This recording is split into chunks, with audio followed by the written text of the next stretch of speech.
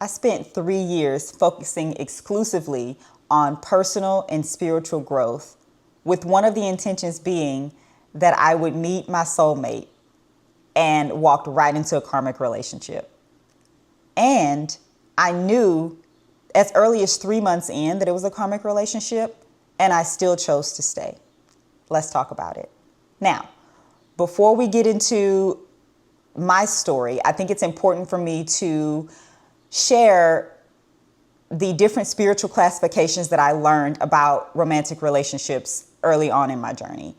And I'm only going to talk about two in particular today. There is a third one, twin flame relationships, but that is off topic and not relevant to this video. And I don't have any experience with that. So I tend to like to talk about things that I have lived experience with. So today I'm going to talk about karmic relationships, soulmate relationships, defined as two separate individual things, and a reframe with a new term that I like to use called a repair cycle. So karmic relationships are defined as toxic, repeating patterns that wound you or reinforce wounds that you've received in childhood around attachment styles, and they tend to keep you stagnant in life rather than move you forward. On the other hand, a soulmate relationship is defined as a fated relationship that is rooted in love and growth and evolution, that basically supports your evolution as an individual through a fertile, fulfilling, long-term loving relationship. The reframe that I have is a repair cycle. And to me, a repair cycle is when you keep meeting the same patterns and the same experiences in different people over an extended period of time. Whether that is infidelity, whether that is a lack of emotional safety, that could be a cycle playing out over and over again where you are finding people who you believe need help or need saving. That's what I'm looking for. People who need saving. And thinking back to my experience, I don't believe that relationship fit neatly into either any of those categories. I think it was a combination of all three. Let's talk about the layers and the reason why I came up with that conclusion. The first thing that I want to say is that there is no doubt in my mind that this was a fated connection, that this was a fated relationship. Not only was there past life synastry present in the synastry chart and the composite chart, but we were both spiritual, and we both had just this knowing that this is not the first time we've done this. And I remember about 3 months in, because I knew pretty quickly that this wasn't the soulmate relationship that I was intending to attract, that I'd waited 3 years for, that it was more on the karmic side. And to be completely honest with you, I was devastated when I realized that. I was really devastated because I was like, I did not just do 3 years worth of work to walk right back into a karmic relationship. Like, what is going on? But once I got past the grief and the disappointment, I really searched within myself, and I had to be honest with myself. Even though I knew it wasn't the relationship that I intended to attract, I knew it was the relationship that I needed to be in at that time. I knew that it had a purpose. It just wasn't what I wanted it to be in that moment. I wanted my happily ever after. You know, I didn't want another repair cycle, if you will. One of the things that I realized with that experience is that there is a ton of work that you can do around relationship and connection while you're single, whether that's working with a therapist, that's spiritual growth, personal evolution, whatever it may be. But there are some things that are just going to have to be integrated and experienced in relationship over an extended period of time for it to become your new normal. So when I look at it from that perspective, it makes sense that this was the next relationship that I entered into, because I wouldn't call it a test, but it was an opportunity for me to integrate all the work that I had been doing over 3 years. And it was also a sign that although I had done that work alone for 3 years and it had gotten me to the place where I was ready for a relationship again, it had not yet gotten me to the place where I was ready for the level of relationship that I was trying to call in. So I honored it.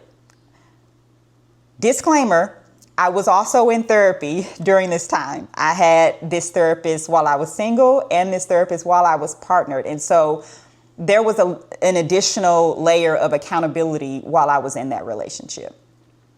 Here's why I struggle to define it as completely karmic. When I think of a karmic relationship, I think what makes it karmic is it is the kind of relationship that is not built on fertile soil. There is a stagnation that comes with that relationship because it's not meant to be a long-term relationship. It's not meant to be a forever relationship. I do believe that both people can recognize and identify the patterns that are coming up, the wounds that are coming up in the relationship and help one another navigate through it. But the component that's missing is the fertile soil. Once you have integrated those lessons, once you've integrated the work and you are making a different choice and you want to be released from the pattern, there is no fertile soil for you or the relationship to then evolve and grow. Whereas a relationship that has been defined as a soulmate kind of relationship, there is that fertile soil. So it's not to say that those patterns won't present themselves in a soulmate connection or what has been defined as a soulmate connection. And I keep saying that for a reason, so stick with me. The difference is that you can integrate those patterns. And as you integrate those patterns, you grow, your partner grow, you both evolve, and love expands you. There's fertile soil there for the relationship to grow. The reason why I say that I believe that it is also the reframe that I offered earlier in the video, which is the repair cycle, is because there were some similar patterns that came up during that relationship it was still important to be highlighted in order for me to integrate.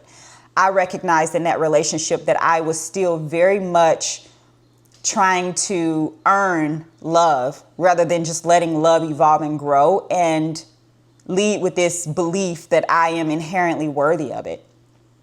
And once I realized that, okay, this keeps coming up, I still keep feeling like, and I don't think it was a conscious thing. It was really a subconscious thing of feeling like I need to earn the kind of partnership that I'm looking for rather than making the decision to say, I don't have to earn that. The kind of love and the kind of partnership that I'm looking for isn't something that I need to work through or suffer through toxic situations in order to have. So that pattern presented itself in that relationship for me to integrate. But I can't fully describe it as exclusively as a repair cycle either, because at the same time, it was a soulmate connection. It was a fated connection. We've done past lives together. There were some things that we needed to come into this lifetime very specifically to work through, to integrate, and to move forward. And it was also karmic in the fact that it didn't have the fertile soil. So I really believe that it was all three. And I appreciate the opportunity to step out of a binary point of view when it comes to life experiences and romantic relationship experiences, because in my experience, it's not black or white. It's not good or bad. It's not karmic or soulmate. I believe that there's a spectrum to relationship, just like there's a spectrum to everything else. And so looking back, if I had to do it all over again, I absolutely would, because I am a better partner for it. I will be a better partner for it to my future spouse. And I was able to really integrate the core belief that I am inherently worthy of the love that I give and the love that I receive, and that it's not something that needs to be earned. It's really something that is built and nurtured over time. And so from that perspective, if I was still carrying that core belief in me that I needed to earn love, then the kind of soulmate connection that I was trying to attract, I wouldn't have attracted anyway, because my core beliefs didn't align with that kind of a relationship.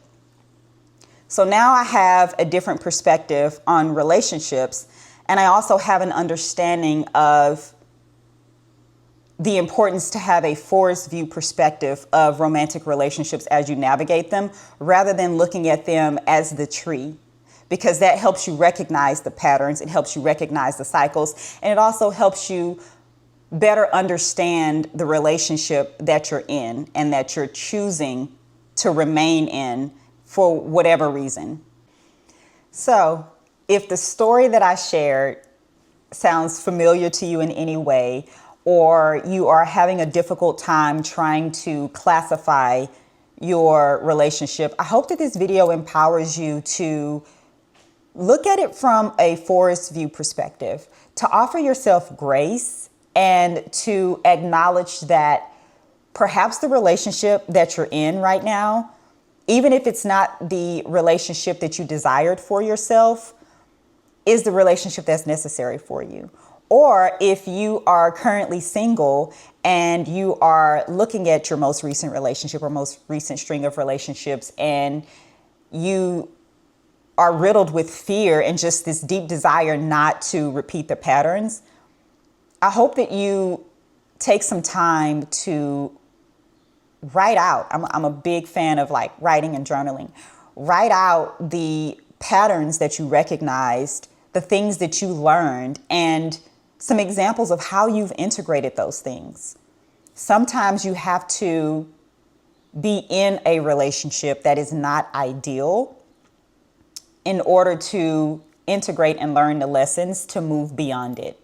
And the number one step to that is recognizing it. It's recognizing the patterns, recognizing where can I make a different choice to get a different outcome for myself, and then making that choice. So if you want to talk more about these different relationship styles, or you want to talk about repair cycles, drop it down in the comments. I'm happy to talk more about this, and I'll see you guys next time.